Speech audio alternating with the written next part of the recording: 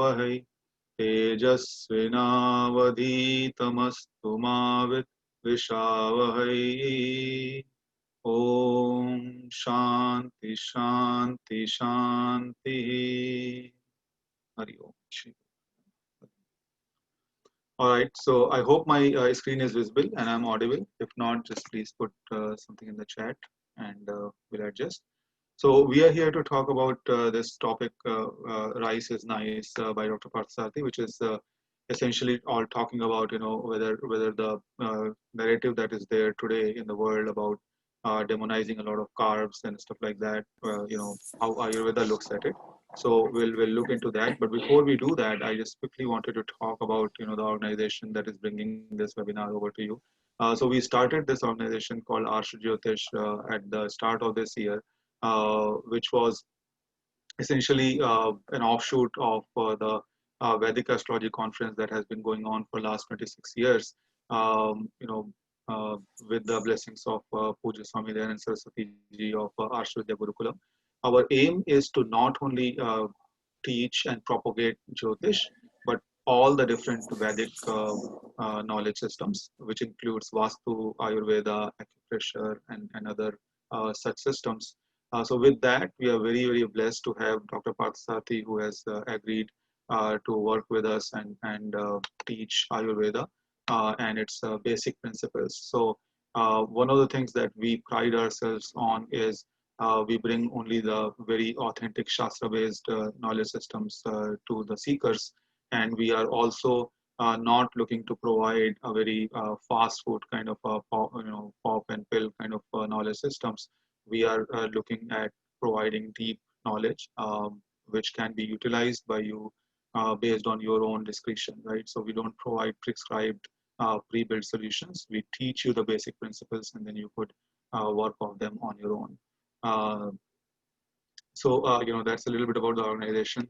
Dr. Parthasarathi knows needs no introduction, but just this as a very brief, he's practicing as the Ayurveda Vaidya, and he is currently heading the Swami Dayan and the Jayavartha Navalu Ayurveda, which is also called as STJ Ayurvedale, and he is the director and the chief medical officer there. Before heading this organization, he which he did at the by the direct invitation of Pujya Swami Dayanand Saraswati ji. Dr. Parthasarathi before that was heading the International Training Academy and a branch hospital of a well-known Ayurveda pharmacy, which I think is the biggest in Asia, if I'm not mistaken. And he has served as the course director for many courses across multiple continents, across different countries. So very, very, very fortunate and very blessed to have you here, Dr. Parthasarathi, to talk to us. Very quickly, all these webinars that we are currently doing are basically, in the lead up to a 16 weeks course that we are starting, which is very relevant in the today's environment, and it's going to be talking about all different kind of lifestyle-induced diseases, diseases which are not contracted from outside world. So it's not like something that you don't have a control on, but things that you do have control on. How do you prevent those? Most of the chronic diseases that the world is today suffering from, they are all lifestyle-induced diseases, whether it is diabetes, whether it is heart issues, and just by controlling your diet, by eating right, by eating at the right time, by cooking it the right way, by combining the right kind of foods together, it's very easy for you to control those. It comes as a surprise to a lot of people that you can control these kind of chronic diseases just by food and healthy habits. And you don't need medicines, but that is actually something that has been seen to be true through various studies and by various practitioners. So, if you are interested, if you have any such diseases, if you want to prevent such diseases, somebody who has these diseases and needs interventions, we would urge you to look into this course. You can go to jyotish.com and look at the description. And if you have any questions, please feel free to ask us. We'll be starting that course on 11th of October, on a Sunday, starting at 10:30 a.m. EDT. And again, very quickly, we have 2 more webinars coming up in the lead up to that course starting. And these are going to start getting into some of the discussion that will happen over those 16 weeks. So the first one is Ayurveda and exercise. How do you, again, what is the view of Ayurveda in terms of the exercise? That is on 25th of September at the same time. That's again a Friday. And then we have one more webinar coming up, which is basic rules of eating. That is on a Sunday on 4th of October, again the same time. So these two webinars are also coming up. They are not free. There's a fee for that. But if you register for the 16 weeks course, then those webinars are complimentary. And if you don't want to register for the full course right now, and if you pay for these webinars ahead of the time, and you make up your mind later that you want to do the full course, the fee paid for these webinars will be adjusted against the full course. So please do look into those, and if you're interested, please do join. And lastly, there was another free webinar that we did on 8th of August, which was on preventing lifestyle-induced diseases amidst the pandemic. Lots of good discussion happened there. Lots of tips that Dr. Parsati provided. The recording of that webinar is available on our YouTube channel. So if you go to YouTube and search for Arsh Jyotish, you will find that channel, and you will find the video of that webinar on that channel. So please do look into that. That will give you a lot of good tips and things that you can do today to avoid lifestyle diseases. And it is especially suited for the current environment where we are not able to go out of the house. Everybody is in a lockdown, and that is leading to a lot of people gaining weight and stuff like that. Okay. So with that, I'll stop here, and I'll hand it over back to Dr. Parsati. Please take it over and start with the discussion for today.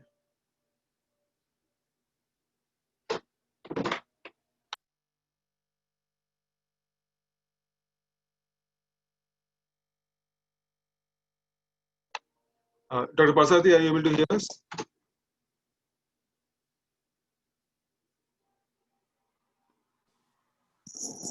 Yes. All right. You can share your screen, Dr. Parsati, now.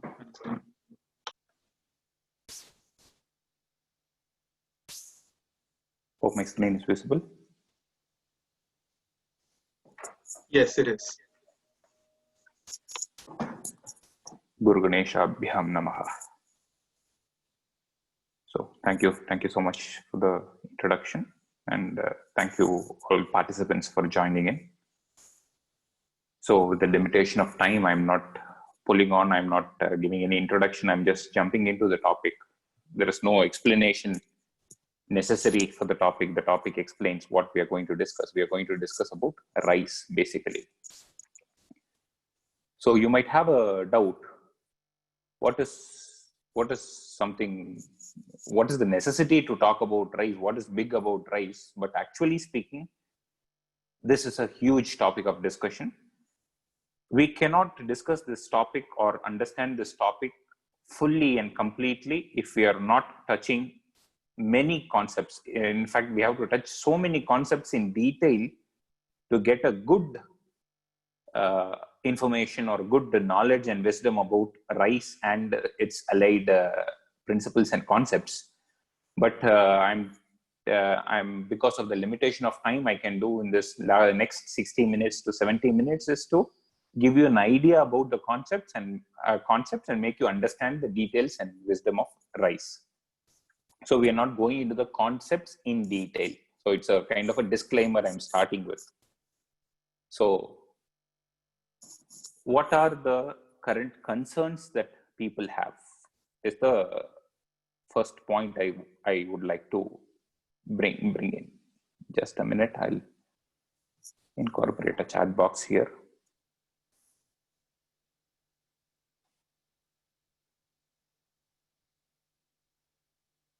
Yeah.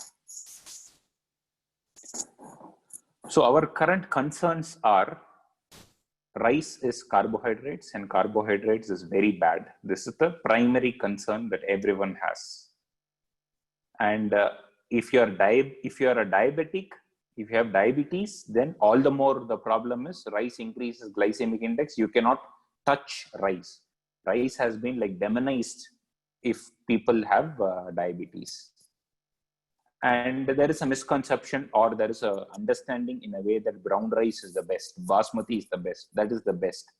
And many a times people believe brown rice is the best, and everyone goes in for brown rice and unpolished rice. And people believe that vegetable and pulse dominant meal is good because vegetable gives a lot of nutrition and fiber, and pulse, it is a good source of protein. So people have a small cup of rice, or even don't have rice, and have a meal which is dominant with vegetables and pulse. We also agree that Ayurveda also does not promote rice for everyone who lives anywhere in the world. Rice is a staple food in few regions where rice is grown and rice is available in plenty. So that is also understood. But all the above factors that we see, that is carbohydrate fear factor or the glycemic index factor, that is fearing us with diabetes, brown rice being promoted largely, and having a vegetable dominant meal, etc., is absolutely not at par with the explanations of Ayurveda. And the Shastra's explanation cannot go wrong at any given time. So we have some gaps in our understanding. I don't disagree that rice has carbohydrates. Rice has a tendency to increase glycemic index, etc. But there are a lot of details and there are a lot of principles into it which we mess up usually. That is the main problem. So we are going to touch all the aspects of rice in this next 60 minutes, I would say, the next 60 minutes. So I hope my audio is clear. I hope. Yes, it is clear. It is clear. Yes. Yes. So this is going to be our focus. We are going to see, or we are going to decipher what Ayurveda says about rice. That is going to be the whole discussion that we're going to have. So and let us see the Fielder will be DC I think next week, right? Sorry. Looks like somebody was unmuted, Dr. Parsadi. Please go. Okay. Yes. So before going into the topic proper, I would like to emphasize about the logical reality. Many of you might agree with me at this point, or some might not agree, might have some confusions at this point, but you are going to be without any confusions by the end of this discussion for sure. But let us see what the logical reality is. All the more if you are from India and south of India, the first point, we need not explain that our ancestors had a big serving of rice. I've mentioned a special note is that in rice predominant area is an area where the rice culture is strong. South India, for example, and South India or Japan, it's not just in India. There are many countries where rice is a staple or a main part of their meal. Rice is considered as a main part of a meal. Our ancestors, irrespective of the country, if we are from a rice dominant country, our ancestors had a huge serving of rice. You can remember our grandparents having a huge serving of rice, and the vegetables, etc., will be there around the rice. They're all accompaniments for the rice. And if at all you have aged healthy grandparents in villages, you can see them still surviving only on rice. For them, vegetable is a luxury, or vegetable was a luxury for them in those days. They would have had rice with maybe some onions or some pickles, or rice with water, etc. But they were surviving on rice. There was nothing else that they could afford for. They were surviving on rice. But the scenario is different in wheat predominant area. They'll be surviving on chapatis and pulkas, and hardly they will have any vegetables. They will have a green chili, a pickle, and a pulka chapati. So rice and wheat. I will be touching a little bit about wheat also, but though the topic of discussion is rice, wheat will be touched here and there. In a rice dominant country, for example, there are many rice dominant countries. For example, South India can be considered as a rice dominant country. There are countries where, for example, Brazil, they eat a lot of rice. Japan, they eat a lot of rice. If rice is the biggest problem, then people in this rice dominant countries should have major health issues, but that is not the case. So that also justifies that rice is not a big problem. It is being made big. It has been unproportionately made as an issue. There is an unproportional hype that has been done with rice. So basically, rice is not a problem, but we complicate it in many ways. I just wanted to bring this topic. There are many, there might be some of our patients also in this group, I'm not sure, but there are many diabetic people who come in for treatment, and during the course of the treatment here, they will tell that their sugar comes under control so easily. They will tell what is that magical touch and what is the magic remedy or the magic medicine. I'm taking metformin and so many glimepiride and that, this insulin, my sugar was not under control. But what is happening during the treatment, my sugar comes under control. And just for the sake of fun, I would tell rice. We give a lot of rice here, and so sugar has come under control. I'm not claiming that taking rice will bring your diabetes level under control, but I'm telling that rice cannot increase your glycemic value or cannot increase your diabetes level if it is taken appropriately. So we miss what is appropriate. We miss on that factor of appropriateness. That is the biggest problem. So even for a diabetic person who takes rice in a very big quantity, he will not have his sugar levels deranged or sugar levels not under control. Sugar levels will be under control by taking rice. So we are going to see what is that nuance that is associated. And again, a disclaimer is that we do not claim that rice is universally good for everyone. That is definitely not there. With this, we are not going to tell that for everyone on earth, rice is nice, rice is nice, rice is good. No, that is not the idea. So let's go into the topic proper. So we'll see the basics of rice. I'm not sure how many of you would know this, but people, if you are from South India, you would definitely know this. We have something called old rice and new rice. When we go to the market, we ask for old rice, and in the sack of the rice, there will be a print mentioning that this is an old rice. So the rice merchant or the person in the grocery store would try to promote new rice, telling that new rice is cheap, buy this. But we will ask for old rice and we will pay extra to buy this old rice.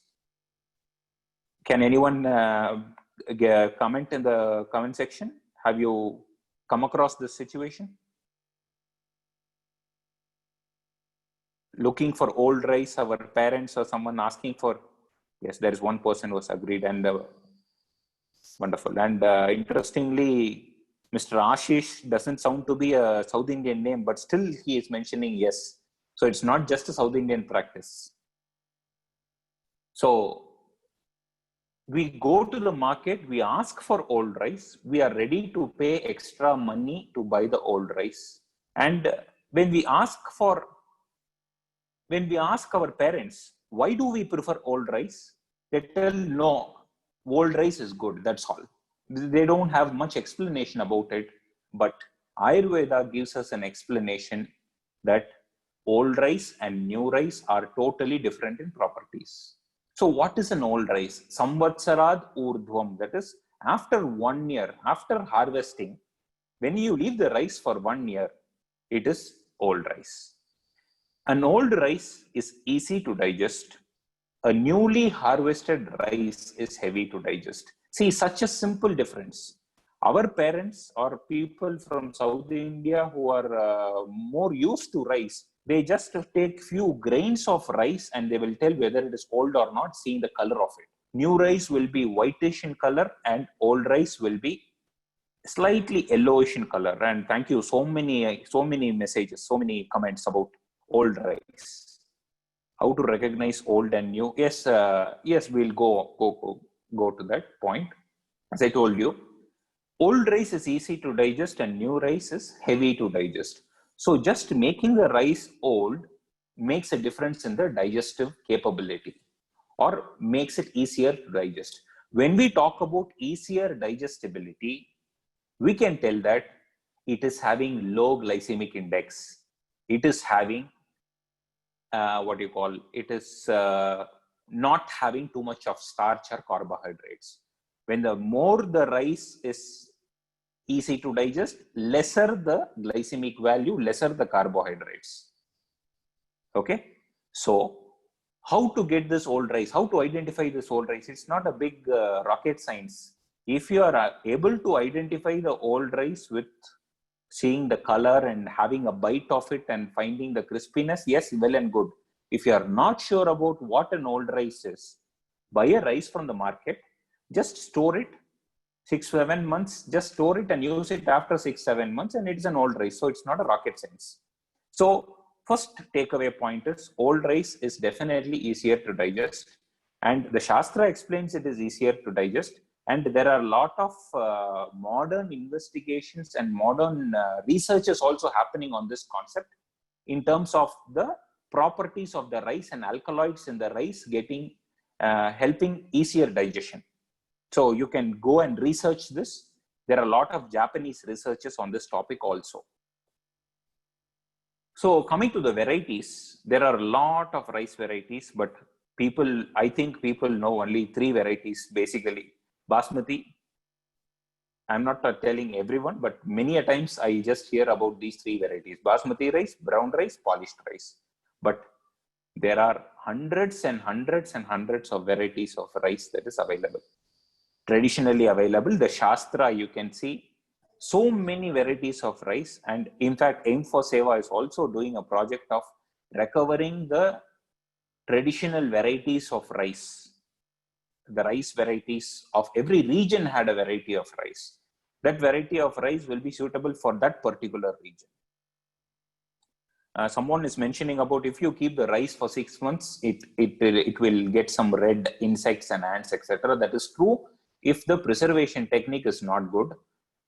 If you come to South India, our rice purchase is always once a year. We don't buy often. Once a year, stock it up. Once a year, our rice usage, you cannot believe. It will be like a huge purchase, a huge stock of rice, and it will be preserved in such a nice way. For example, a place where rice is stored and pickle is kept, no one can go with wet hands. It will always be in a protected environment. Even people with menstruation don't go near that area. There will be some neem leaves in that. There will be some teja patra kept inside that. There will be some red chilies kept inside that rice heaps or rice baskets, or it will be kept airtight. There will be a small stock of rice kept outside for regular use, and this big stock of rice untouched. So there are a lot of ways to preserve it, and because one justification I can give is we purchase only once a year and nothing happens to the rice. So that explains everything. And yes, someone has mentioned about jasmine rice. There are hundreds of varieties of rice, as I tell you. There are a lot of varieties of rice. But we have to see something. When we see rice varieties, we have to understand. Basically, a layman should understand an easily digestible rice variety and a heavy to digest rice variety. Easily digestible rice variety is a rice which you eat and you digest easily. Heavy to digest is you eat it and it stays longer in your stomach. That is undergoing a long process of digestion. We will be understanding that as we go forward. So we have to be understanding which variety of rice is easy to digest and which is heavy to digest. A quick take-home information is we are all obsessed about a nutrient-rich rice. people tell with bran, without polishing, brown rice, full of nutrients, etc., etc. When the rice is having full of nutrients, it is nutrient rich, you can understand that it will take a longer time to cook. When it sits longer on the stove, it will sit longer on your stomach. If it is sitting longer in your stomach, I would tell it is heavy to digest. If it is heavy to digest, it has a property which is not good for everyone at all times. It has lot of nutrients, I agree to it. It has lot of nutrients to the extent that it is sometimes too much for you and you don't digest it well, or sometimes it can create problems like glycemic index, increased glycemic index, diabetes, getting you closer to diabetes, more carbohydrates, etc., etc. So it is not just the nutrient factor which will guide us or which will motivate us to decide what rice we eat. There are various other factors. So many people are writing about khichdi samba and varieties of rice. Yes, there are a lot of varieties. We are going to see all the details about rice, don't worry. So before going into the details, I would like to bring about a discussion about processing. Processing is a very bad word to utter in this present scenario. Oh, processed food, very bad. But there is a huge misunderstanding that we carry with the word processing. Even cooking is a processing. Everything, any process that involves, when we cook the rice, it is processing. I would tell cooked rice is a processed food. So will we eat an uncooked rice? No, there is a processing involved.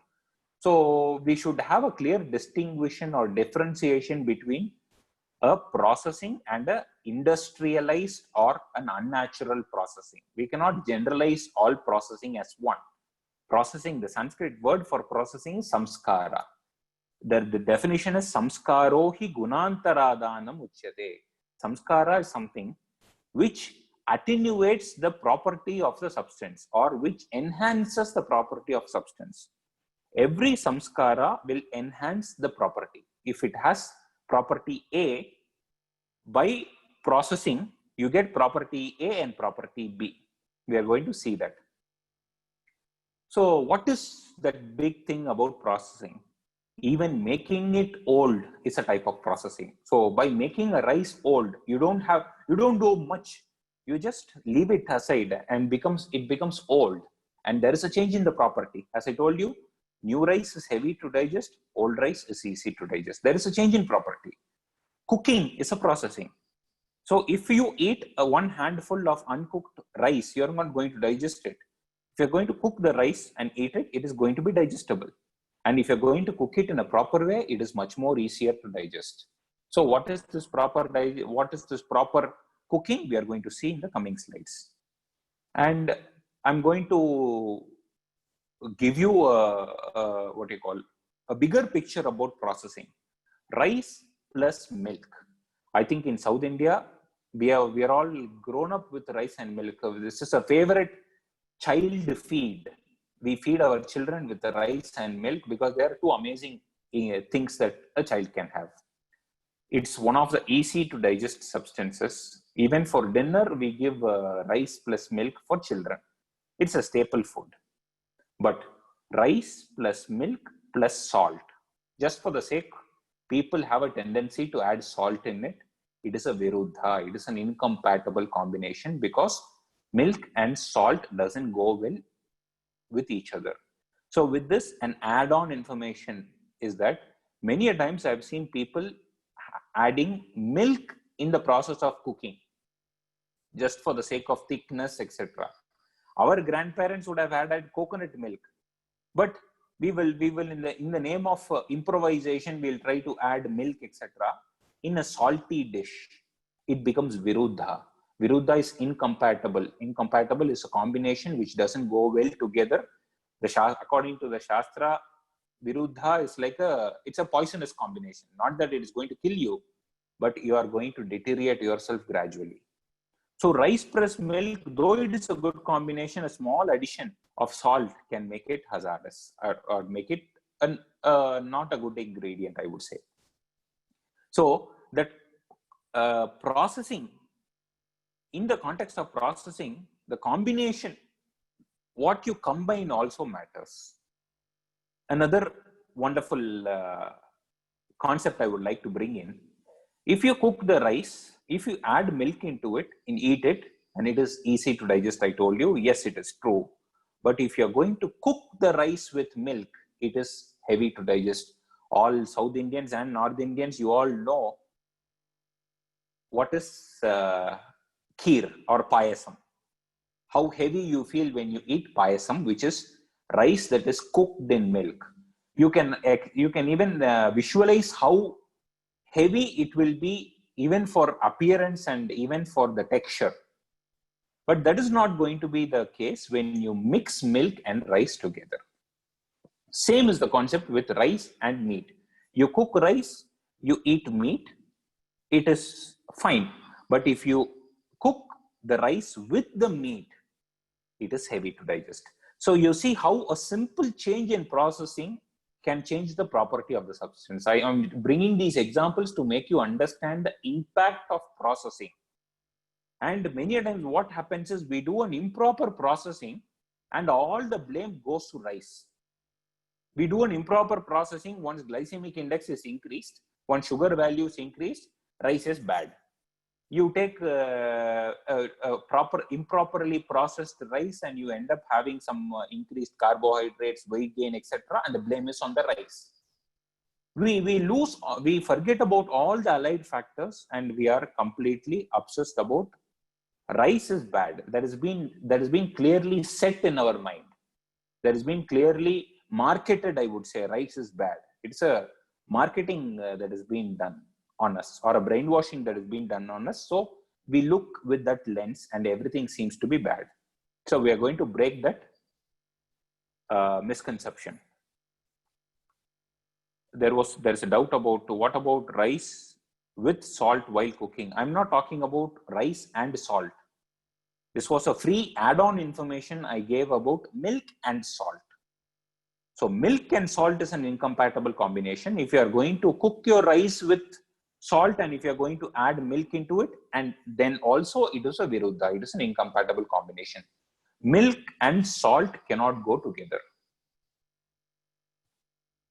Milk and citrus fruits cannot go together. Citrus fruits including, not citrus fruits, milk and a fruit which has sour taste cannot go together, including pomegranate juice, which is a common combination, pomegranate juice with milk. No, it is an incompatible combination.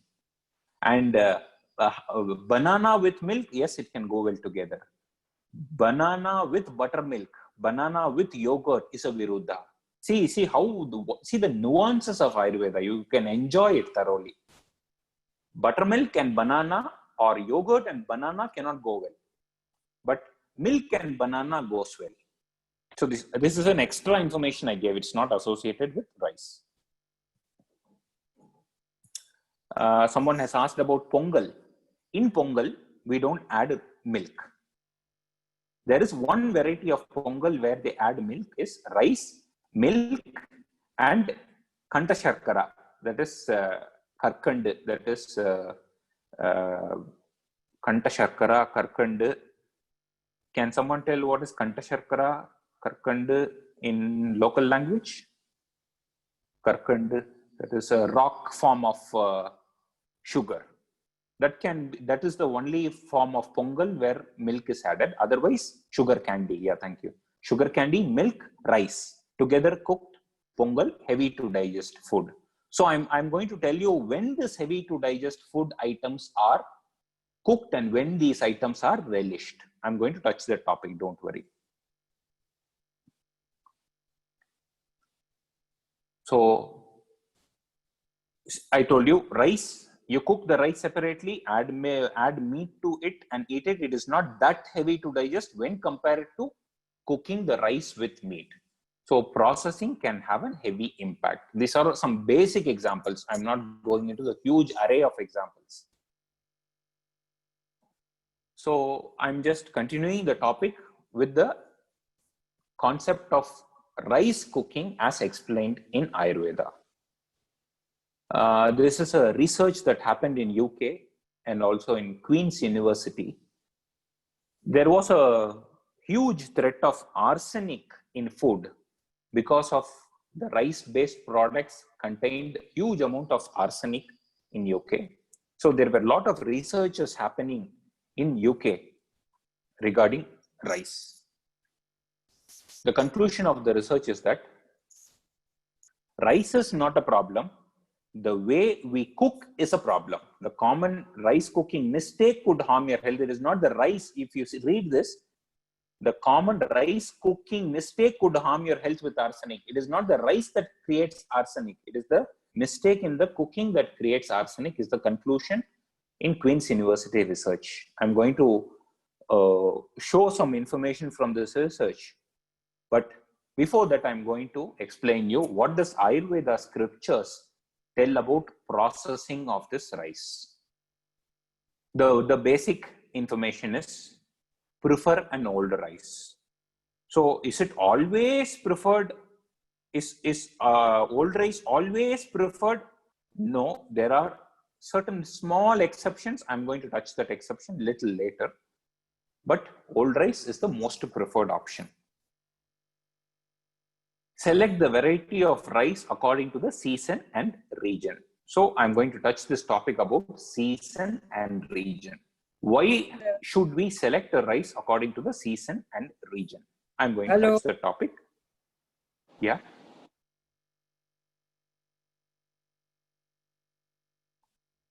I'm going to touch the topic about season and region. It's a very interesting topic, I would say.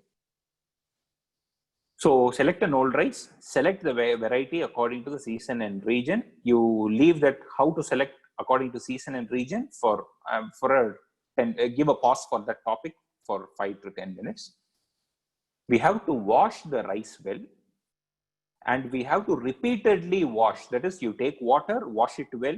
People from South India, we have a rule, a thumb rule is that we have to wash until the water is clear. That is, take water, wash it, the water will be turbid. Pour the water, take little more water, wash the rice. Wash until you get a transparent water where there is no turbidity in the water. That is the end point of washing. This is a thumb rule for washing rice. Soak it well. Soak it well. I cannot tell you that, okay, soak for 3 hours, soak for 4 hours. It is not possible to tell. But one thing I can tell you is soaking overnight is not an ideal thing for rice, irrespective of the type of the rice. So what is the difference in soaking? Basically, people who cook basmati rice, if you soak for 3 hours and 4 hours, after cooking, you will not get a good rice. Rather, you will get a soggy rice, which is like a porridge, because over soaking. But if you soak this brown rice for 3 hours, it doesn't cook well. You need at least 4 hours, 5 hours, or 6 hours of soaking. So a simple thumb rule is that if you have a easily cookable or easily a rice that cooks fast, you can soak half an hour or 15 minutes. That's enough. A rice that takes longer to cook, it has to be soaked longer. So depending upon the nature of the rice, the soaking hours has to be customized. There is no standard prescription for it, but the rice has to be soaked. So you add 5 times of water to the rice and you cook it in a semi-open pan, not in a pressure cooker. Semi-open pan. So what is the semi-open pan? It is not completely covered. There should be some escape route for the vapor to go out. Traditionally, village people cooking, if you see, they'll be taking a rice in a pot and they'll be covering it with a lid. And this lid will have a lot of holes into it. There is a special lid for cooking rice. I think some of you can give share your experience if you have seen this lid with holes on the top. Lid with holes, which is used for cooking rice, especially in South India, people would know this. Your grandma used this. Mrs. Lakshmi Balasubramaniam have mentioned grandma's uses. Yes, that's what I'm telling. Whatever our grandma did, we have missed it, and our grandma was so healthy, she did not require a reading glass at the age of 90. But our kids at the age of 7 and 8, our kids are forced to have reading glass. That's the thing I'm going to bring it up. Whatever our grandmas did was at par with the principles of Ayurveda. So adding 5 times of water. With that water, the rice will be well cooked. Our people will be taking it often in between, checking the rice by pressing it. When it is cooked, drain off the remaining water, decant the remaining water. So remaining water, decant the water, shall we throw it off or preserve it? As of now, temporarily preserve it. I will get into the topic little later. 5 minutes later, let us discuss what is this water, what can we do with this water, should we throw it off, etc. And it is better this rice is kept warm. Even after cooking, if this rice is kept warm in kind of embers, it is nice that if it is kept warm until you eat. The most easiest way for keeping the rice warm is at least keep it in a hot box. So the rice should be kept warm until we eat. What about rice cookers that cook the rice with the steam only? I'm going to touch about that steaming of the rice also, sir. So that's not an ideal option to steam the rice, but I'm not going to tell you this is good and this is bad. I'm going to make you understand the logic behind it and the concept behind it. So let me go step by step. So as of now, we have selected an old rice, we have washed it well, we have soaked it well, we have added 5 times of water, we have cooked it in a semi-open pan, we have removed the excessive water after the rice is cooked and the rice is kept warm. People will tell that, Ayurveda tells that if you are going to prepare the rice by following all these points, this rice is easy to digest. Even if you miss one point from this, the same rice becomes heavy to digest. Easy to digest meaning it will not increase your diabetes. It is not going to create any problem with carbohydrates. You're not going to suffer with any problems. Instead, you will have amazing health as our grandparents had. So why are we not having this same health that our grandparents had? Because our grandparents followed all this. We are not following anything from this because many times people don't know what old rice is. Washing, soaking, adding 5 times of water, removing the decanted water, none of us do it. Rather, what we do is we put it in a pressure cooker, add 2 times or 3 times water. After 15 minutes, we open the pressure cooker, the rice is ready. We just take the rice. This will definitely create diabetes, increase glycemic index, carbohydrates, and the list goes on. I don't want to talk about it. So we have missed the explanations of the scriptures, and so we are suffering. Many participants are writing about using the water for starching the clothes. No, there is a bigger purpose for this.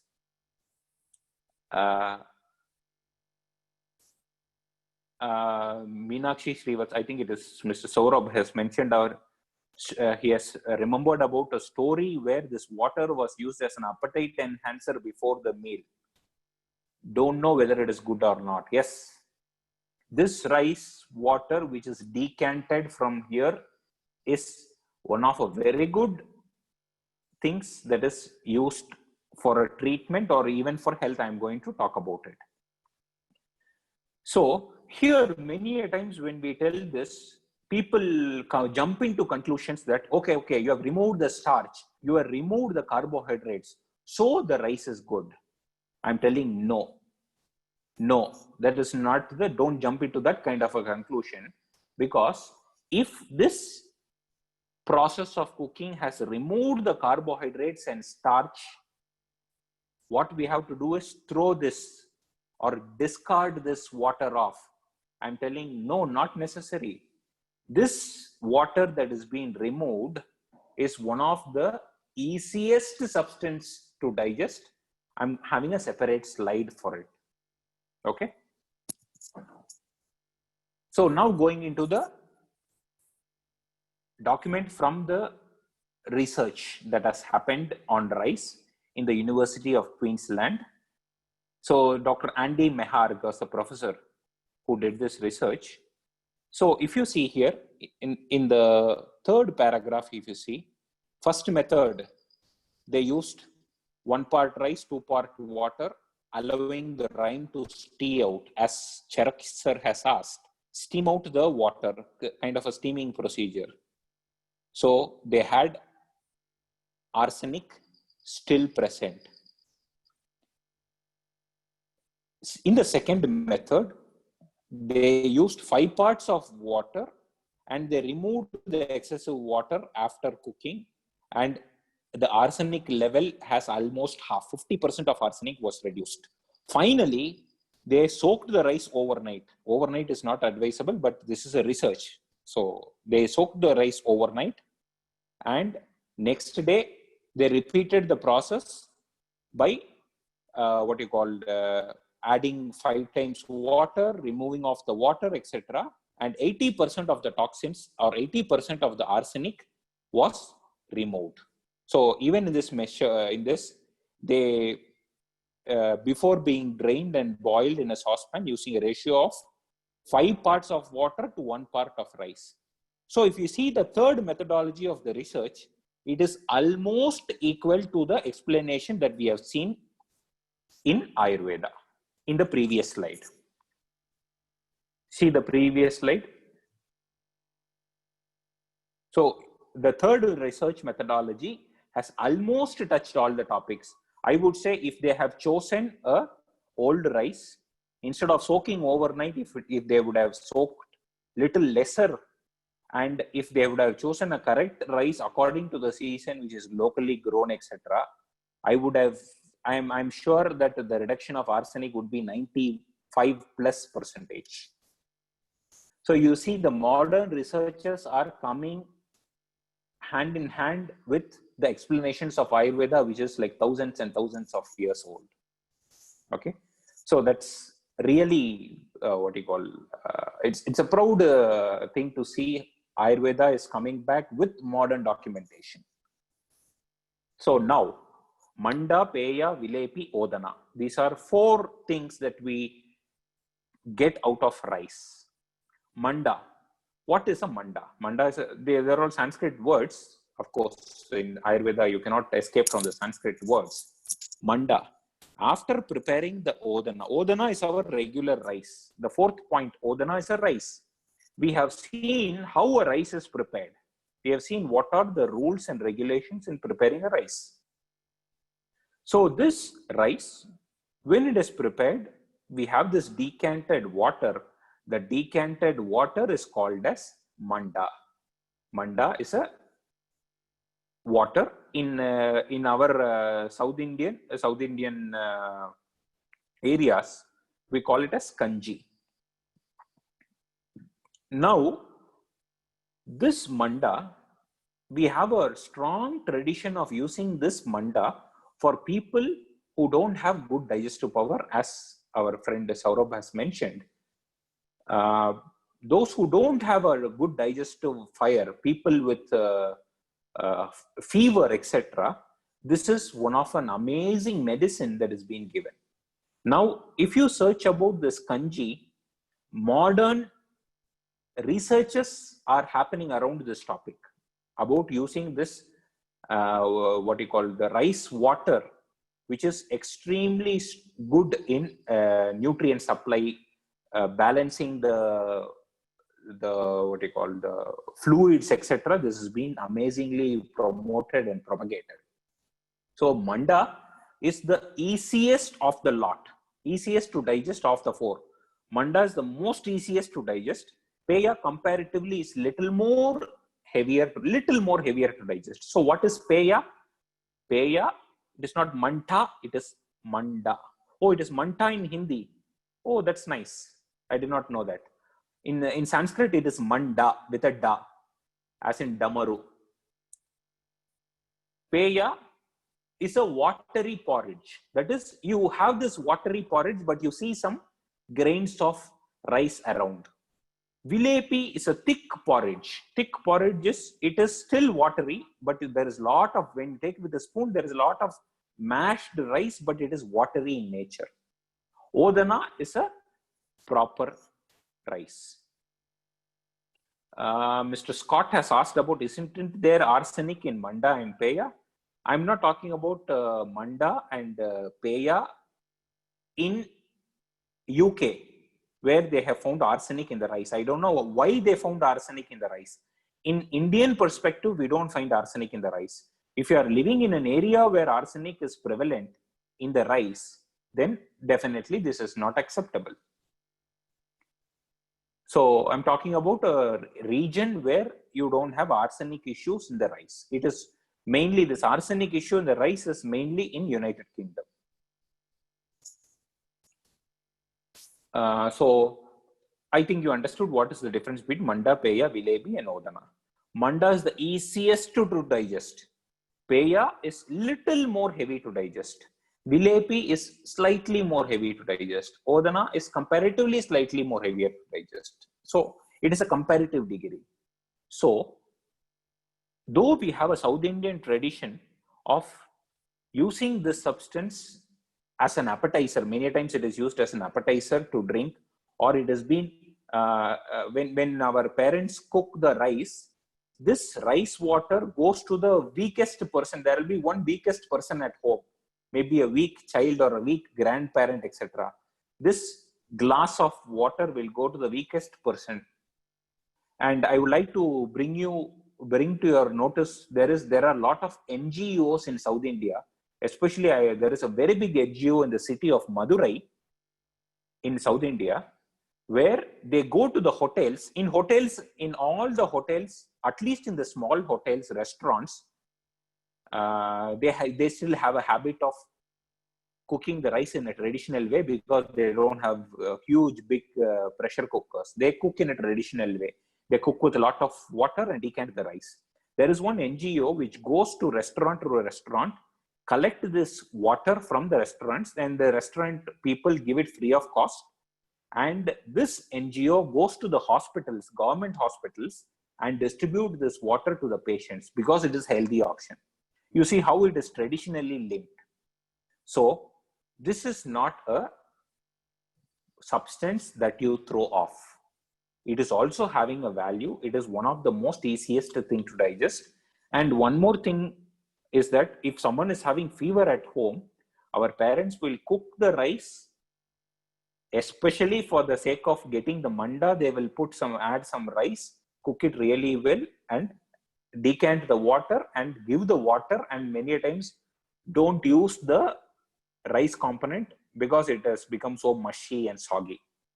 So to that extent, rice and the manda, peya, vilepi, etc. has a value in terms of handling your digestive fire and handling when someone has a disease where digestive system is disturbed. Manda, peya, vilepi are the options. Depending upon the capability of the digestive fire, choose manda, peya, vilepi. So many a times people have a confusion with peya and vilepi. We tell odana, that is cooked rice. If you are going to leave the water, if the water is going to be dried up in the process of cooking, as it happens in a pressure cooker, I am telling that rice is really heavy to digest. Okay, that point is very clear. Instead of taking 5 times water, if you are going to take 3 times water, or even if you take 3.5 times water, and if you are going to dry up the water in the process of cooking, the end product rice is heavy to digest. But for example, let us take vilepi. We are adding excessive water, that is, we are adding 4 times water, 5 times water, and we cook the rice till it has become mushy. It has still water into it. We are not decanting the water. The water still remains, but comparatively, it is easier to digest than odana. Don't get confused here. The point is that odana or rice becomes heavy to digest only when the water is dried up in the rice. So the water is not the problem. The water being allowed to dried up in our regular pressure cooker methodology is a problem. So coming to the steaming method, if you're not in steaming methodology, of course, they are going to use very little water. And if very little water is used and if it is steamed, it is totally against the tenet of Ayurveda. It is going to be heavy to digest. It can increase diabetes. It can increase problems like carbohydrate related problems, etc. So there is no doubt about it. And there are some rice cookers, for example, even the modern rice cookers, they in fact satisfy the criteria. They will have a small plate in the bottom which will allow some excessive water to stay off. That is the starch water to stay off. And even after the rice cookers are switched off, I'm not talking about the regular rice cooker, I'm talking about the electric rice cookers. Though I'm not a person who advocates electric rice cookers and electric items when compared to a regular fire cooked methodology. But this electric rice cookers, it is having a loose lid. You add more amount of water and cook it. Even after cooking, it is kept in some warmth and the starch is removed.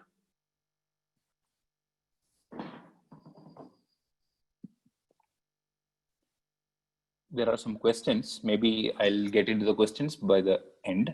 They're talking about leftover rice for the next day, etc. I'm touching all the points. Don't worry about that. So I hope until this point, everything is clear. I'll see if anyone had a doubt in that. I don't see any doubts in this topic until this point. So previous day's rice. So we have a tradition to keep the rice of the previous night, pour water into it, and next day morning, it's an amazing breakfast. It's an amazing breakfast. There are people, if you are from South India, you will be craving for this breakfast. It is a delicacy, I would tell. In a funny way, they call it as ice biryani. In South India, people call it as ice biryani. It is compared to biryani, that well received thing. The previous day's rice, it will be, actually, we will have a habit of keeping it in an earthen pot, mud pot, and the small onions are taken along with it traditionally. Before going into this, who takes it, why they take it, in which season we take it. So we have to see the concept of season, I told you, which I'll be touching. In this, the point 2, we have to select according to the season and region. So as I told you, the concept of season and region is a topic by itself. I cannot go into that topic, but I will give some important pointers when we have to consider about rice. There are 6 seasons. Each season is of 2 months. So we have 12 months is divided into 6 seasons. Each and every season, when rice is being promoted, of course, except one season, in every season, old rice is promoted. So what is that one particular season where a new rice is promoted? There is one particular season which is called as Hemanta Ritu and Shishira Ritu. That is a winter season. In winter season, new rice is promoted. If people remember Pongal festival in South India, this is a festival where we prepare new rice. New rice is prepared with jaggery and things like that. It is served to sun god because we are welcoming Uttarayana, the Makara Sankranti. We welcome the sun god. We prepare the freshly harvested. Harvest happens, freshly harvested rice is brought. It is cooked as a sweet delicacy. It is served to sun god and we relish that very early in the morning. If you see the explanation of Hemanta Shishira Ritu, which is a winter, which is the time where Pongal festival falls, Ayurveda recommends new rice. And there is a reason why Ayurveda recommends new rice. In winter season, because of the changes happening around us, our digestive fire is at its peak. Our digestive fire is at its peak because the internal fire, the fire inside is struggling to compensate with the coldness outside. It is so cold outside, my internal digestive fire is struggling to compensate. The body struggle to compensate with the coldness outside. the fire is increased, and this fire increases my digestive capability. So digestive capability of a person, of a healthy person, is at its peak in winter season. So in this season, if one does not eat heavy food, if one does not satisfy the hunger, Ayurveda explains that you will undergo dhatu paka. Your body will undergo destruction. That is, people undergoing weight loss, this deficiencies, B12 deficiency, etc. And what happens in extreme stages of diabetes, where people undergo wasting, etc. That is called as dhatu paka. So it is self-destruction. The fire will destroy the body structures because the fire is very strong. The digestive fire is very strong. So in winter season, one has to take heavy food. When I talk about winter season, I can extend the concept of winter season to a cold country. So if you see the explanation of food in a winter season, you will see in Ayurveda also, you will see lot of milk-based products, lot of meat, lot of milk-based products, I mean cheese, milk, ikshu vikriti meaning sugarcane, sweet delicacies, pastries. So winter is a period where all our festivals will be eating festivals. We will have all the eating festivals like Diwali and things, etc., falling in winter, including Pongal festival or Makara Sankranti, etc. We have lot of things to eat. But if you see later, after winter, when we enter Vasanta Ritu, in the next season, Navaratri fasting starts. So you see, our festivals are also as per the explanation of Ritucharya or seasons as explained in Ayurveda. So winters, you cannot afford to diet. This is one additional take-home information. If by chance you see someone dieting, reducing the food in winters, he is killing himself. He or she is killing himself. Never a person can afford to do dieting in winter because your digestive fire is strong. In continuation to what I told you a few minutes before, if you live in a cold country, you will see the practices of winter season is a major culture of that country. For example, people from USA, a lot of people from USA. If you see, you will have a strong habit of taking sweet dominant breakfast, early breakfast. Pratareva bubukshitam. Ayurveda explains you will have early hunger, early morning hunger. Pratareva bubukshitam. Ayurveda recommends sweet food. Ayurveda recommends heavy to digest food. Ayurveda recommends kshira vikritis, that is milk-based products, cheese, etc. Ayurveda recommends meat. You see, all this is strong in cold countries. You see, in such a big country in India, we have abundance of milk, but our usage of cheese is so limited. One variety of cheese that too in the coldest region of India.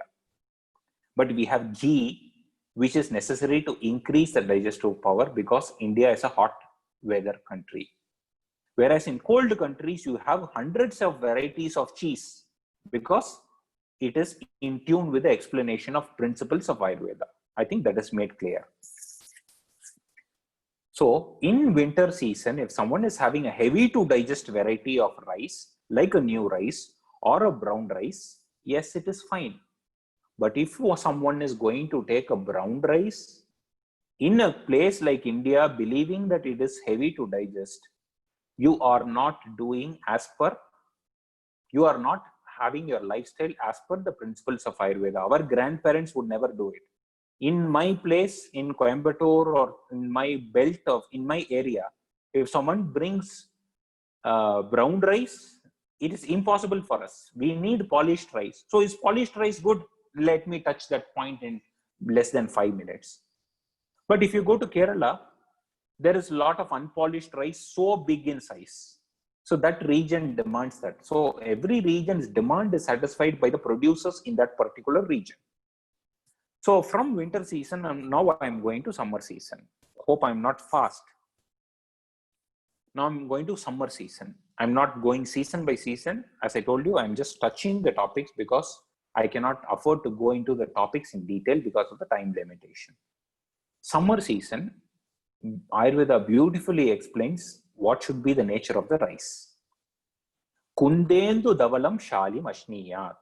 That is, one has to take a rice which is shining like Kunda and Indu.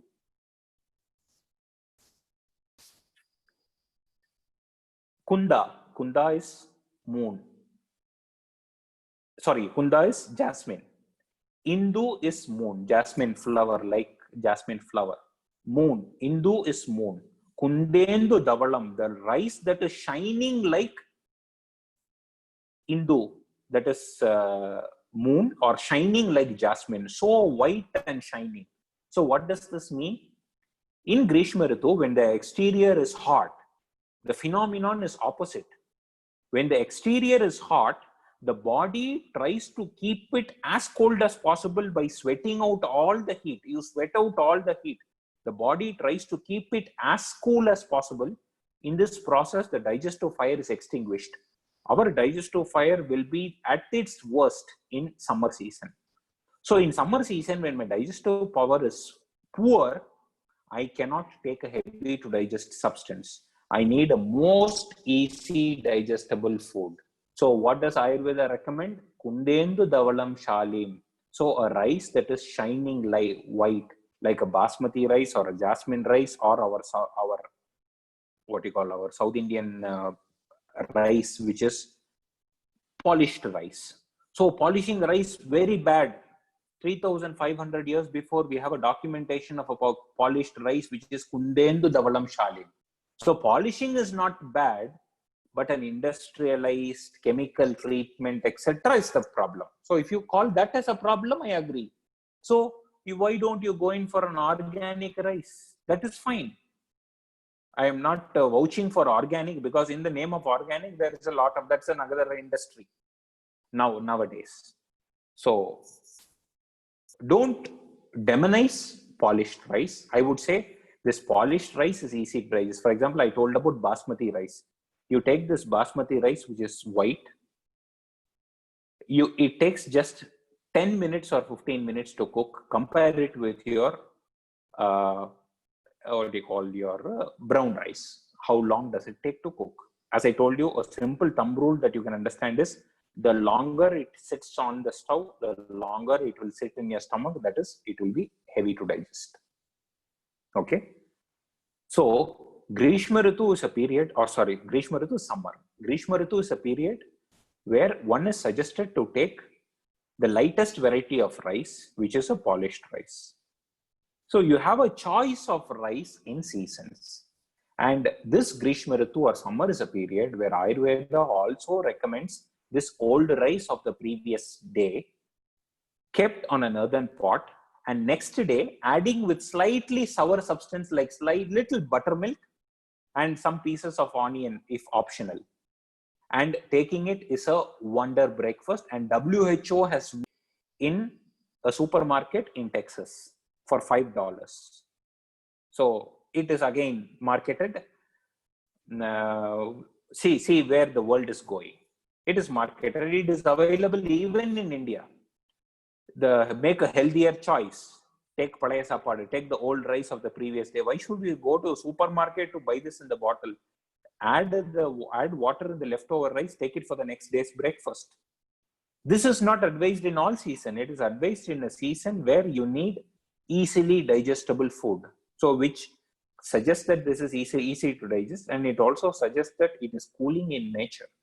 It is compensating the dehydration, etc., that is happening in the summer season. Summer season is sucking your energy off. It is compensating that. So in cool winters, if someone is buying this bottle from the supermarket and taking it, again, you're not following anything as per the tenets of Ayurveda or tenets of nature. So it is again against the principles of nature. So we are nearing the end point, I would say. I would say the whole concept of food, with all due respect to the modern researchers, etc., the destruction in this food industry started when we started dividing our food as proteins, carbohydrates, fat, etc. So some 30, 40 years before, your grandparent and my grandparent did not know what protein is, what carbohydrate is, what fat is. But still they were amazingly healthy. They'll be taking a heap of rice. They'll be taking very little vegetables if we are from a affluent family. If we are from a lower middle class family, then eating vegetable is a luxury. It's a festive food. Eating vegetable is a festive food. But they were amazingly healthy. I am sure you all will second my words. They were amazingly healthy. They did not think about where is my protein, where is my protein. They did not search for protein. They did not worry about carbohydrates. In fact, they will have a heap of rice and they will have a big, they'll have a small katori of ghee going into it. And the modern people take the katori where my grandfather had ghee. Nowadays, people have rice in that katori. You see where the world is going. Okay. So this whole destruction of the concept of the food started with protein, carbohydrates, fat, etc. Someone is asking about khichdi. Don't worry, I'll talk about it. So what is the concept of Ayurveda about balanced food? And it is balanced food is a topic by itself. It's a concept by itself. But I'm just giving you a teaser. I'm just giving you a taste of it. Ayurveda tells a balanced food is Shadrasam Madhura Prayam. Shadrasam, which has all 6 tastes. Madhura Prayam, with the predominance of Madhura Rasa. Madhura Rasa is a sweet taste. So to translate it, if I'm going to translate it abruptly, you are going to misunderstand me. The food should have all the 6 tastes and it should be dominant in sweet, which will make you crazy to go and select the bitter food and the astringent food. Most of you don't know what astringent is. Okay. So you'll drive crazy if you go and search astringent food, bitter food in every meal. Or if you try to find bitter and astringentness in your food individually. And if I'm going to tell you your food should be sweet dominant in taste, people believe, Abbada, I will go have my dessert every day in my meal. No. When Ayurveda tells about Shadrasam, the crude, if you translate, you will understand it as the food you have to distinguish and differentiate all 6 tastes. No, that's not the case. The food should have all 6 tastes. I will tell what is that. Madhura Prayam. Very clearly it is told that Madhura Prayam, Madhura Pradhanyam, which is the food should have a dominance of sweet taste. And after explaining this, Ayurveda beautifully explained that rice, old rice and old wheat are the only 2 substances which are Madhura Rasa, sweet in taste. They are sweet in taste, but they will not increase the unwanted kapha. As modern people or the Western medicine talks about good cholesterol and bad cholesterol, in Ayurveda, we talk about kapha, which is a healthy ingredient, which is mandatory for us, which is kapha is a sustaining element. So if you take a lot of sweets, you will develop unhealthy kapha, which will drive you to diabetes, which will drive you to lifestyle disorders, metabolic disorders, obesity, triglycerides increase, etc. But you need the healthy kapha, which is a sustaining element. How do we get a healthy kapha? You need to take a sweet dominant food, but at the same time, the sweet dominant food should not increase the bad kapha. So what is that? That is old rice and old wheat. So that is the reason our grandparents, irrespective of the country we are from, they were vouching on old rice or old wheat traditionally. So people used to have heaps of bread in Europe. Nowadays, bread is criticized so badly for the sake of gluten, because we have gone into a lot of industrialized processing of wheat. We don't get wheat. We get some white, sticky substance, we call it as wheat and maida or all-purpose flour or something like that. But we don't get real wheat. The wheat is totally gone. The grandparents of Europe, they were having heaps of breads. They were healthy. Now, people are afraid to take a slice of bread. Why? Because we have misunderstood the concept thoroughly misunderstood. So, old rice and old wheat, they are Madhura Rasa, which will help us in receiving the good kapha, and our food should be dominant with Madhura, and that dominance should be contributed by old rice and old wheat, which means our food should be dominant with rice or wheat, which follows all the tenets that we have discussed. So sweetness should be contributed by a properly chosen and a properly cooked old rice or old wheat. Shaka avaran na bhuyishtam kadayet, a straight statement. Shaka and avara. Shaka, vegetables, avara, pulses. Let your meal do not be dominant with shaka and avara. A blunt statement. Don't take a vegetable dominant and a pulse dominant meal. Such a blunt statement. Yes, true. Our grandparents did not take it, but 99% of us take this because vegetables are rich in fibers. Pulses, lot of dals, different types of dals. That dal, this dal, black dal, red dal, this dal, because it is lot of proteins. Protein. And see the health of the present era and see the health of the ancestors. That justifies, that explains. So there are certain countries where even rice and wheat is not available. So they will sustain on different grains. There will be, even for example, in places like India, ragi, bajra, etc., there will be some other alternate grains that will be available according to the region, according to the demand. So what is necessary for us will be available around us. There is no doubt about it. That is a topic by itself. We will discuss in our long sessions, in our a sequence of sessions. And in countries where it is getting colder and colder, there is nothing available, but only potatoes are available underground. So you see, potatoes are heavy to digest, and it is available in cold country, in cold weather. You have a provision to eat, as we discussed earlier, you have a provision to eat cold food, heavy to digest food in cold weather, and nature gives you that. If the country becomes much more colder, even that potato is not available, meat becomes the main course. You eat any amount of meat, you will digest it.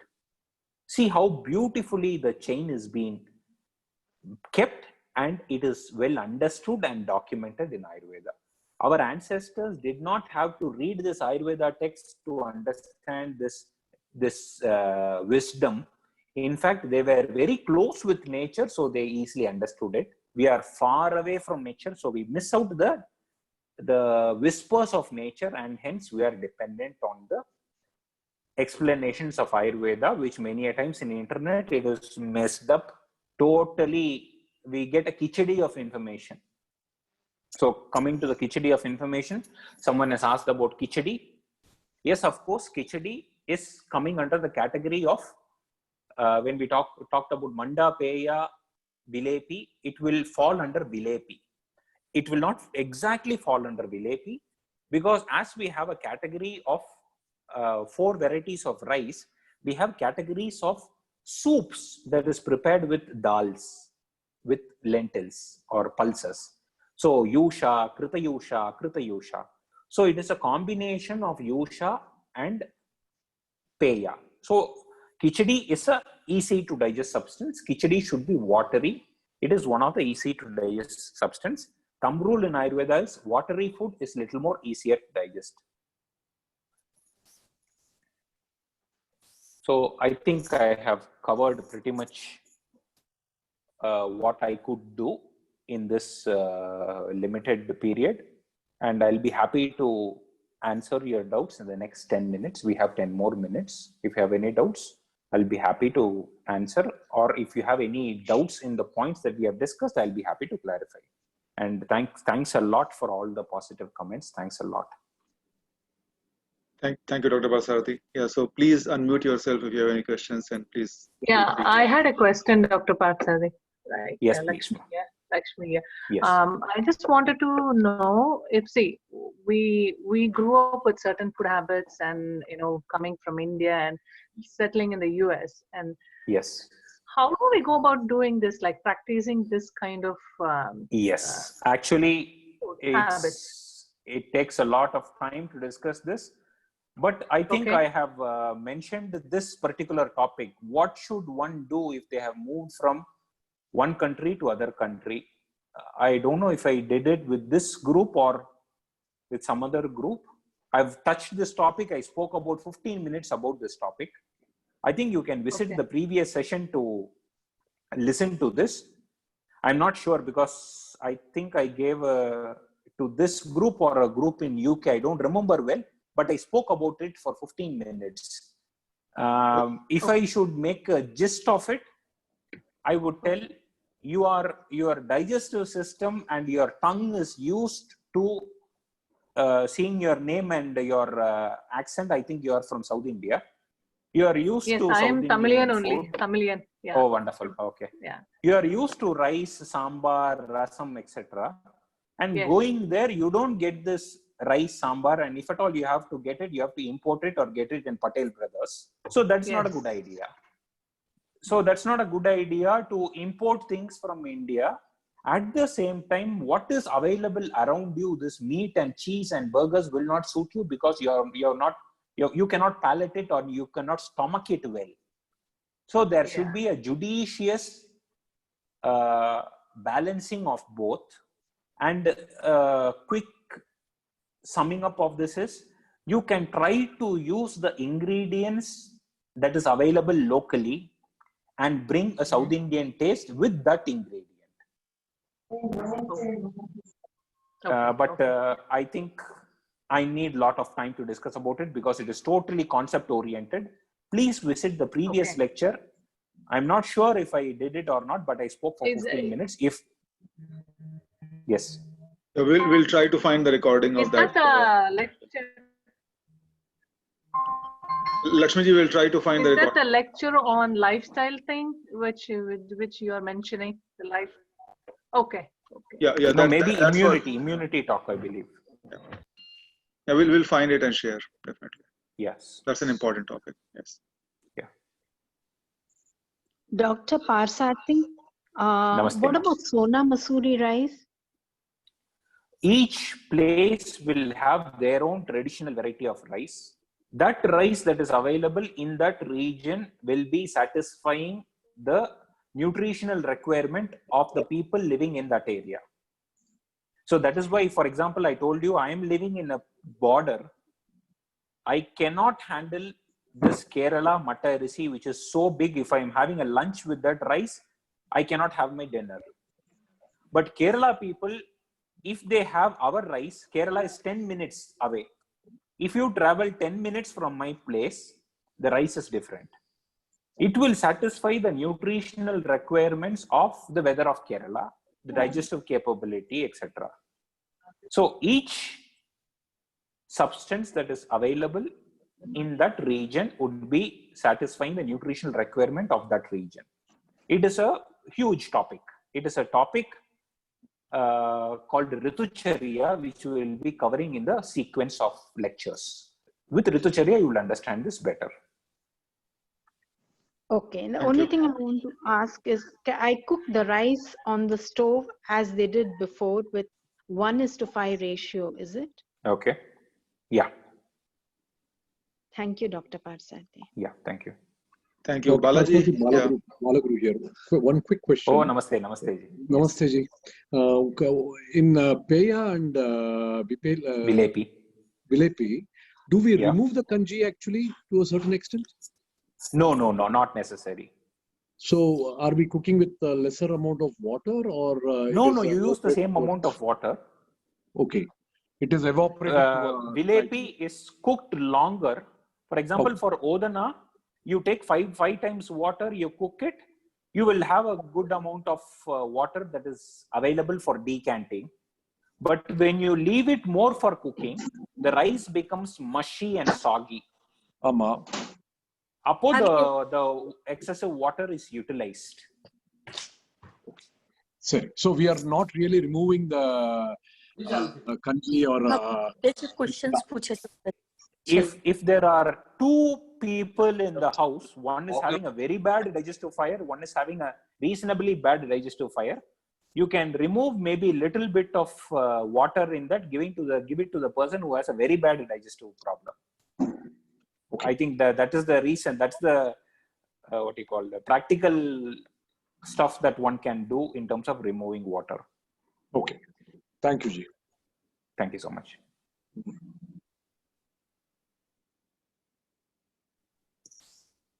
Hello. Yeah. How often can we eat rice? Can we eat every day, or like what you recommend? It's very difficult to answer. I don't know where you are from, what is your food habit, etc. But if you take me if I take myself as an example, breakfast, lunch, dinner, snack, if I'm eating something, there will be a component of rice in that. I cannot avoid it because I'm from a land of rice. And I cannot suggest the same for a person who is coming from North India, because he or she is coming from a land of wheat. So, as I told you just a few minutes before, that's a topic by itself. Dr. Parthasarathy? Yes, please, ma'am. What is the best way to drink that water, that 5 quarts water the 5 cups water that you put in the rice? Just taking it with a little salt and taking it warm is a delicacy by itself. If you try drinking that, next time there will be, as kids, I remember that we will book that water. One day when parents are cooking, we will book ourselves. Today is for me, tomorrow is for you. To that extent, it is tasty. That's habit forming. My mom. Yes, exactly. And when we use this water for us, and we also use it for cattle also. Thank you. If you know, just adding on with that question, if you know, for example, cows cannot stomach cooked rice because it is heavy they cannot stomach cooked rice. They cannot digest it. They can eat grass, but not cooked rice. Okay. Yes, exactly. They cannot eat cooked rice. If we give cooked rice, the cows will go unhealthy and they will not yield milk. Okay. But giving this water, rice water, that is manda, giving it to the cows is such a great thing, and their yield of milk will be much more, which justifies this explanation. Thank you, doctor. Thank you so much. I have a question. Is rice healthy to eat for heart patients?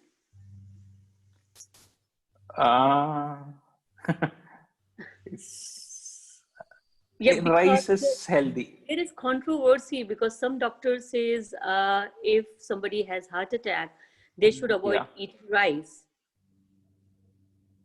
If someone is coming, again, rice is blamed. We forget everything around rice and we blame the rice. My effort in this last 90 minutes is to bring everything around rice to a limelight. I think rice? I would just add, Dr. Parthasarathy, that for serious conditions, let's not use this. This is an informational session. If you have serious conditions, the suggestion would be that you come and take a consultation with Dr. Parthasarathy, or you work with the guidance of your medical doctor. We don't want to get into a situation where you have a little bit of a knowledge of what Dr. Parthasarathy is talking about and you start doing something and you get into trouble. So, any kind of serious condition, the suggestion would be that you come and talk to us separately. We'll set up a consultation and then you can follow the advice. Yeah, that's much better. Dr. Parthasarathy, I have a question. So we live in US, so here we have got all kinds of rice available. So for us, what will be the best rice to use? Will it be basmati rice or the Sona Masuri rice or parboiled? Like, I'm confused. No, I told you, you have to understand the digestive capability of what is your digestive capability? So depending upon the digestive capability, when you have a good digestive capability, choose a brown rice. When you feel that your digestive capability is low, or if you have a concern about this carbohydrate, starch, diabetes, etc., go in for an easily digestible variety like basmati, etc. But I am not promoting one variety of rice, telling that this rice is good, etc. I'm bringing the concept to the table. You can utilize this concept and you can do it. You have to fine tune it. And as I told you, within 90 minutes or 70 minutes of talking, I've given you the basics of it. I've given you the taste of it. We can have 4 or 5 sessions of rice alone. Okay. That many varieties, that many concepts. We have to go into concepts and then come to this. We have not gone into the details of the concept. Okay. Thank you so much. Yeah, thank you. Thank you. Thanks, Dr. Parsarthi. So, I mean, this is something which has been a constant theme. I've been associated with Dr. Parsarthi for about 4 years now. And I fondly remember that, every time somebody asks him a question, which has a yes or no kind of expected answer, the answer is always, I'm not going to give you an answer, right? So, those yes and no answers are not there in this form of information and teaching. Dr. Parsarthi prides himself in teaching the basic concepts and allow you to come to a conclusion based on those teachings. So I think, I personally like it. I'm sure a lot of you would relate to that kind of teaching. So please do come to the longer sessions. The 16-week course is starting on October 11th. Please do come. I think you will enjoy it, and hopefully you'll utilize it to reduce diseases, not only for yourself, but your family and friends as well. So I think we are out of time unless there are any other last questions. Yes, I have a question. Dr. Parsarthi, this is Padmini here. Namaskaram, sir. Yeah, I have one question. What about your take on reheating the old rice we keep in the fridge the next day? Absolutely not. Absolutely not. Reheating. One, when it is left more than 24 hours, it is not just Ayurveda. Bhagavad Gita also talks about it as Gatarasa. Okay. I need not talk about just Ayurveda alone, it is Gatarasa. And when you are going to reheat it, then it's done. According to Ayurveda, you cannot reheat even water. Water, once you made it hot, people have a tendency of just reheating to get the warmth of it so that it will be nice for you in winters. Even that is contraindicated. Then what about rice? Okay. So old rice means only Pazhaya Sadam then? Yes, exactly. Exactly. Tannil botu next day Pazhaya Sadam only. Exactly. Reheating the rice, then the whole concept of it is gone. It is as good as taking something which is stale or which is not good. Though it is not stale, it is definitely not advisable. Okay. Thank you. Thank you, sir. Namaskar. Thank you, ma'am. There was one more question. Namaste. Yeah, namaste, Dr. Parsarthi and Saurabhji. Thank you very much for a wonderful session. I am very passionate about Ayurveda, but I wanted to know what are you exactly going to be teaching in the 16-week session? Okay. Saurabhji, have we given the details of the topics covered? Yes. Well, I mean, so I can answer in general, but Shobhaji, the idea is that we will start this series with the focus on what are the different lifestyle inducing diseases. So when you look at the chronic diseases, most of them are induced from within, right? They are not like a virus that you are catching from outside. They are not a bacteria, right? They are originating from inside. Right. So we will be focusing on those aspects of diseases, and we will be looking at what slight changes, what big changes you can do in your diet, in your exercises, in how you prepare the food, what kind of food do you eat. so that these chronic diseases you can manage better. So whether it is diabetes, whether it is cancer, whether it is heart problems, right? These are not the things that you contract from outside. These are something that originate from within yourself, right? So those are that's going to be the focus. We will not complete everything in the 16 weeks. So there will be more such courses being offered in future, but this will be the primer for that, and it will be a standalone unit. So whatever you will learn, you will be able to implement it. So it will be a self-contained unit. Will teach you practical things which you can start implementing in your life from day one. And maybe I can add some few more points into it. The focus of it will be to give you the concept of Ayurveda and not just giving information of Ayurveda. Do this, do that is not the idea. Give you the concept of Ayurveda, and the concept will be focused on mainly two things, that is Ritucharya and Dinacharya. Dinacharya meaning the charya of the day, that is daily regimen. Ritucharya, the regimen that is associated with the season. So how should you live in a day? How should you live and adjust in a season? Which will cover what you should do so that you live healthily. And you can use these tools in case if you are with any lifestyle disorders like diabetes, hypertension, etc. It will be mainly because of some improper lifestyles. Or even as I told you, one in this topic, if I can give you an example, if someone is not cooking rice in an appropriate way, if one is not selecting an old rice, etc., and one is taking rice, they would have ended up having diabetes. So understanding the concepts of it, if one can make a small tweak in their lifestyle, they can easily come out of the problem. So it is about living. It's about healthy living, but totally following the explanations of the scriptures. It will be completely from the scriptures. Ayurveda Shastra. So will there be any do we have to know Sanskrit or something? Or? I have already mentioned, I think in the information, I'll try to avoid as much as possible Sanskrit, but there are some areas where Sanskrit is unavoidable because we will lose the charm if I quit Sanskrit in that. So in that areas, I will try to give as much as explanation possible to make you understand that Sanskrit terminology or a Sanskrit verse, but it is focused for a common man. So Sanskrit will be very minimal. If at all there is some Sanskrit, though I don't prefer giving translated words, I try to explain the concept of that word because we don't have exact terminologies, alternate terminologies in English. One word has to be explained as a sentence. One Sanskrit word has to be explained as a sentence. So we will try to do that. We'll try to do justice on that. But Sanskrit, we will lose the charm when we just totally avoid Sanskrit in that. But it is focused for a common man. That is for sure. Right. Thank you. Yeah. Thank you so much. Yeah.